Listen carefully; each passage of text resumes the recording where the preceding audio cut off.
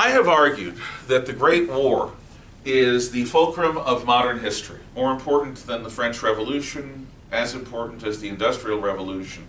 But in terms of changing the course of history, obviously you need a French Revolution and an Industrial Revolution to get to World War I. But World War I changes everything. Before the Great War, Central and Eastern Europe were dominated by three empires: Germany, Austria-Hungary, Russia. After the war, it's this hodgepodge of little nation-states trying to survive and be significant as a bitter Germany and an outcast Soviet Union begin to organize themselves and get strong again. An exhausted France and an exhausted and broke Great Britain round out the thing. The Italians are so embittered because they don't get more territory that Vittorio Orlando, their prime minister, comes home, is overthrown, and within a few months, Benito Mussolini's black shirts, his fascists, march on Rome. We'll talk about that.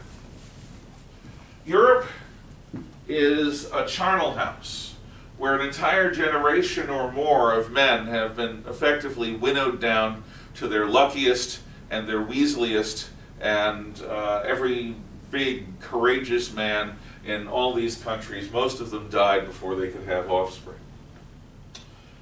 The European empires outside of Europe, the Mandate territories and the old colonies in Africa, Asia, and elsewhere, well, the British and French empires are bigger than they ever have been. They now include large sections of the Middle East, which they never did before. There are no German colonies in Africa or Asia or the Pacific anymore. But the countries that are the rulers of these empires are no longer eager to pick up the so-called white man's burden. Instead, they're tired and they're just trying to hold on. The natives, meanwhile, many of them experienced World War I because colonial troops were brought in by the French and by the British, to some extent, to fight in a modern war. And they saw that the great white hunters were not supermen. They saw that they were desperate. They saw the sorts of things that the Germans did to them. The Germans trained a bunch of them and fought with a bunch of them too in East Africa. In other words, nationalism is transmitted to what we will call the Third World, which are the former European colonies in Africa, Asia, the Middle East, and Latin America.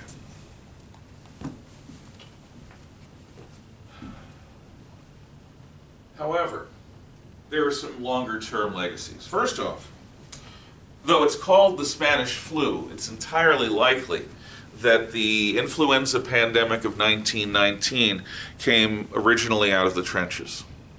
I can't prove it, but the trenches were places where for 4 years plus, dead bodies were allowed to rot and were churned up by artillery, were eaten by rats, and basically human beings were cut and shot and dipped in the muck that was the mixture of blood, mud, water, and body parts that were the churned up trenches of 1918.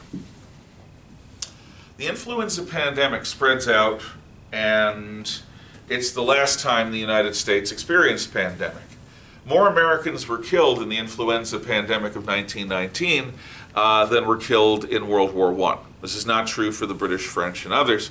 But what is true is suddenly the people that had been holding on in the city of London and throughout England and throughout civilian France, who had been desperately trying to survive the war, were now dying of fever. And it was awful.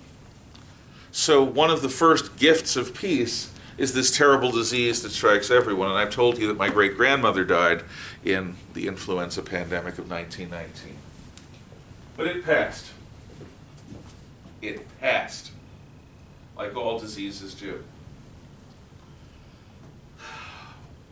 There is a sense of deep disappointment in the peace, a deep disaffection.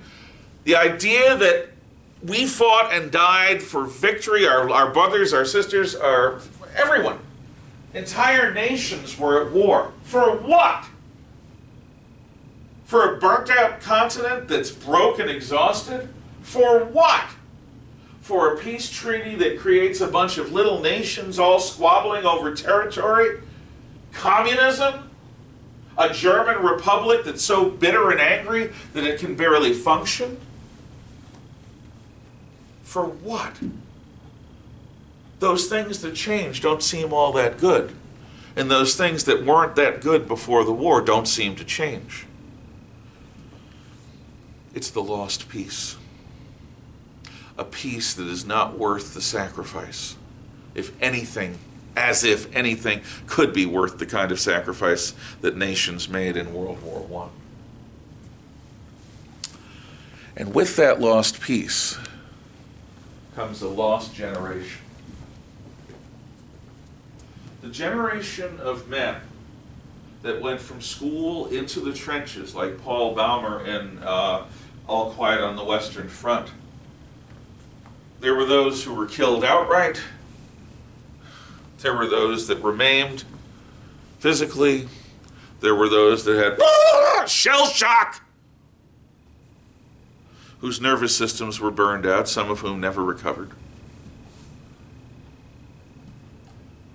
But the lost generation really refers to the survivors who came back from the trenches, whose innocence was lost, whose sense of normality was lost, whose sense of whose capacity to fit in to peacetime life, to civilian life, was lost.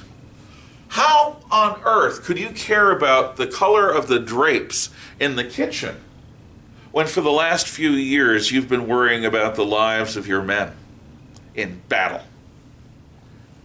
Does anything in civilian life rise to that level of importance? Do the relationships which exist in civilian life, which tend to be weaker, more complicated, less pure, compared to the kind of camaraderie that soldiers in war often have? There is a novel and a set of movies based on a classic book of the Lost Generation called The Razor's Edge by W. Somerset Maugham, who's British. But he writes about Americans who experienced World War I. Were we in class together, I would show you an extended clip from the 1980s version of The Razor's Edge with Bill Murray. We saw a little bit of that before with the coal mine scene. I will try to find and attach some of those on YouTube so that you can see the parts of the movie that I think are relevant. But the truth is, even the survivors didn't make it out of the war without being changed and transformed. It's a Hegelian synthesis. The person before the war, and the person after the war. Thesis, antithesis, synthesis. They are not the same. And that difference is going to create fertile ground for totalitarianism, which is what we will be talking about next. Thank you for your attention. Miss you all. Bye-bye.